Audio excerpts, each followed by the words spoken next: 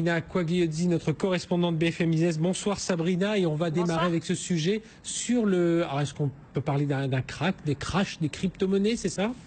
Oui, voilà, ça perd pas mal de pourcentage de points là sur ces monnaies virtuelles. Elles sont en forte baisse depuis ce matin. Alors c'est bien simple, hein, plus de 100 milliards de dollars de capitalisation sont partis en fumée sur 24 heures sur l'ensemble de ce compartiment des crypto-monnaies. On était à 835 milliards de dollars hier, on est juste au-dessus de 710 milliards de dollars aujourd'hui.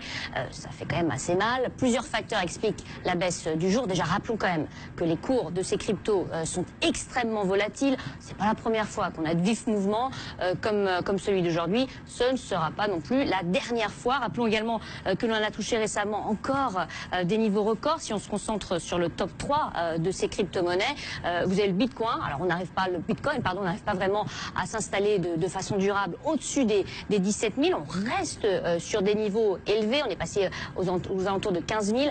C'est quand même une hausse de 1500% sur 2017. On est donc aujourd'hui en repli. On a perdu plus de 10%. Ça s'est un petit peu tassé là, mais une baisse donc depuis ce matin. On a beaucoup parlé également récemment du Ripple, une crypto-monnaie hybride, car pas vraiment décentralisé, qui s'est envolé de 35 000% en 2017, qui a poursuivi sa progression la semaine dernière, faisant au passage de l'un de cofondateurs, Chris Larsen, le 5e homme le plus riche des États-Unis, avec une fortune estimée sur papier au moment du niveau record la semaine dernière à 58,4 milliards de dollars. On reprend donc son souffle là aussi aujourd'hui sur le Ripple, qui recule de plus de 10%. Il a profité, tout comme l'Ether, de la recherche d'alternatives au Bitcoin. Bitcoin qui est aujourd'hui très cher et a été d'ailleurs passé devant l'Ethereum la semaine dernière en termes de capitalisation de marché. Alors aujourd'hui, l'Ether prend un petit peu sa revanche. Il est repassé en 2e position. C'est l'une des rares cryptos qui était en légère progression ce matin. On est en baisse, c'est très volatile encore une fois. Donc ces valorisations qui expliquent la baisse du jour. À côté de cela, vous avez aussi ce qui se passe actuellement en Corée du Sud. Vous avez le régulateur financier qui est en train de regarder à la loupe 6 des plus grosses institutions financières du pays. Hein. Rappelons quand même qu'avec le Japon, la Corée du Sud est l'un des plus gros marchés de trading de monnaie virtuelle. Enfin, autre facteur négatif, la Chine qui sera en train de chercher à limiter le pouvoir des mineurs de Bitcoin. Selon l'agence Bloomberg, leurs avantages devraient en effet être réduits. Ils bénéficiaient jusqu'à présent de prix réduits de l'électricité ou encore d'une imposition favorable. Il y a même des rumeurs qui circulent et qui disent que la Chine pourrait interdire tout simplement le minage de Bitcoin, histoire de prendre la main sur ce secteur.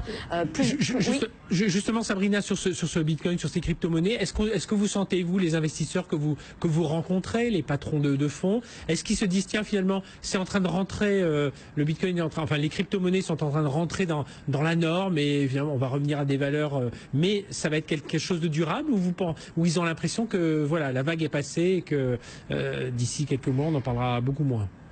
C'est très difficile, hein, encore une fois, si on regarde un petit peu ce qui s'est passé sur les précédentes années, l'année dernière on a vu de fortes progressions, c'est un marché qui est extrêmement volatile, donc effectivement c'est en baisse aujourd'hui, des baisses qui sont quand même assez marquées, mais si on discute avec certains de ces investisseurs qui sont très actifs sur les crypto-monnaies, c'est pas compliqué, hein, c'est finalement pas très inquiétant. D'ailleurs, ces interventions en Chine, cette réglementation qui cherche un petit peu à prendre de l'ampleur, eh bien, c'est clair que sur le court terme, ça peut forcément ne pas plaire, mais sur du long terme, ça va vraiment installer les choses et ça peut être positif. Donc finalement, rien d'inquiétant de ce côté-là. On a déjà eu de forts mouvements, encore une fois, mais ça pourrait donc, encore une fois, peut-être calmer les excès. D'ailleurs, un exemple de ces excès, c'est, je ne sais pas si tu as entendu parler du Dogecoin.